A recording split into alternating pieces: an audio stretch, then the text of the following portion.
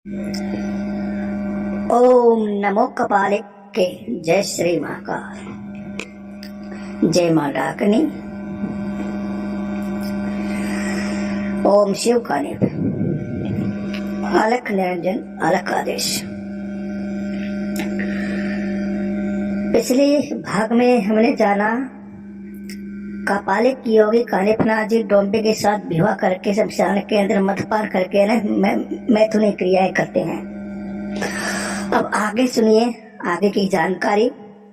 और जो पहली बार वीडियो देख रहे हैं तो आप चैनल को सब्सक्राइब कर लीजिए और लाइक कर लीजिए और आगे शेयर कर दीजिएगा। कपालिक की मैं इस यूट्यूब चैनल के ऊपर एक नहीं सैकड़ों नहीं हजारों वीडियो अपलोड करूंगा और कपालिक संप्रदाय के बारे में पूर्ण जानकारी दूंगा। मैं एक बार धुनी माता की जय, कपाल धुनी माता की जय, कपाल वालों की जय। जय श्री महाकाल। आइए वीडियो शुरू करते हैं। आगे पहले भी हम बता चुके हैं, एक बार पहले बता चुके हैं शैव कपालिकों की विद्वानता और कृष्णपाद कपालिक होना यह संकेत करता है कि बौद्धों में भी कपालिक तत्व विद्वान थे। यह भी कह चुका हूं कि सर्वपाद और कमलापाद द्वारा उपदिष्ट हे वज्र तंत्र की परंपरा में जालंधरपा और कृष्णपाद की अवस्थिति में अति महत्वपूर्ण है। अब जो ये कृष्णपाद जो सब बताया है ये कानिपनाथ जी का नाम है। कानिपनाथ जी मैंने पहले भी बता चुका हूं, कई नाम है। कृष्णपाद, कानिप्पा, कनिप्पा, कानिपनाथ, कनिप्पानाथ,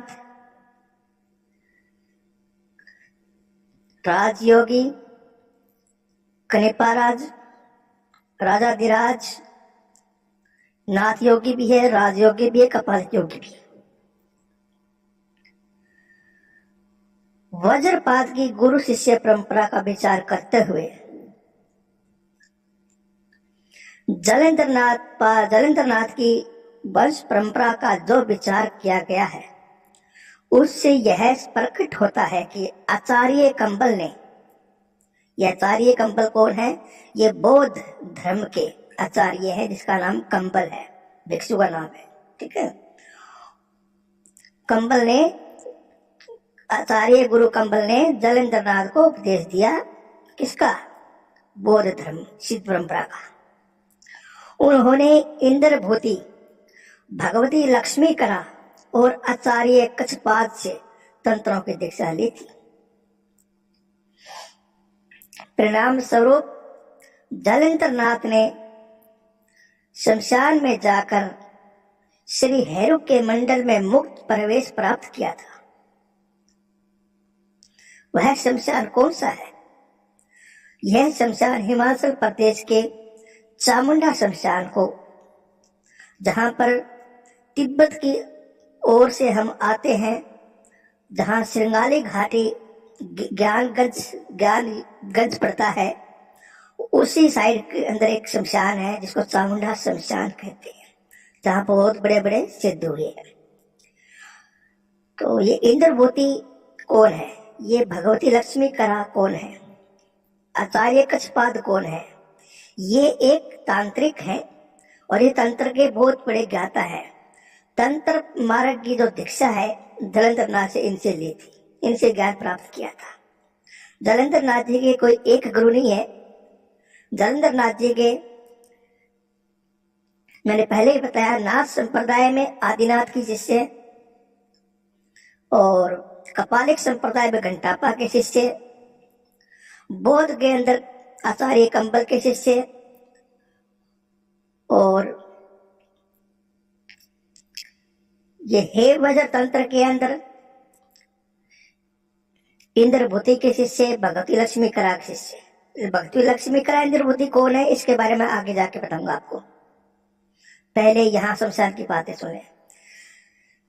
उस शमशान के अंदर बाबा जलेंद्रनाथ ने अभिषेक प्राप्त कर 4 डाकनियों से अभिषेक प्राप्त कर महामुद्रा की सिद्धि प्राप्त की थी। तांत्रिक धर्म कीर्ति और जालंधर, तांत्रिक धर्म कीर्ति कौन है ये बात मैं बताऊंगा आपको, ठीक है।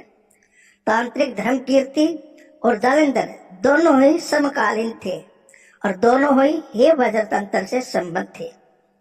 शरपाद द्वारा प्रवर्तित वंश परंपरा में एक स्रोत के अनुसार जालंधर पा का स्थान 5वां है। इसका मतलब क्या है? जो कपालिक संप्रदाय की सिद्ध परंपरा है उसके अंदर सर्वप्रथम जो वो है शरापाद। शरापाद की वंशावली में 5वां स्थान जो आता है वो जालंधर नाथ जी का है। उसके बाद 6वां जो स्थान आता है वो कृष्णपाद जी का आता है। इस परंपरा के अंत में नारोपा का स्थान आता है। नारोपा का स्थान स्वीकृत है।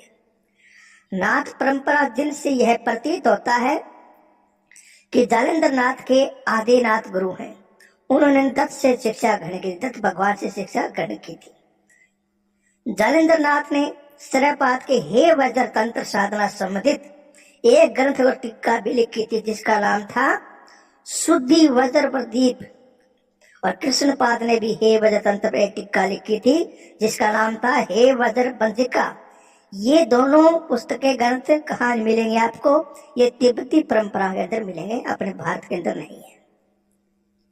जालंधर और कानिपा का संबंध हे वज्र तंत्र से था।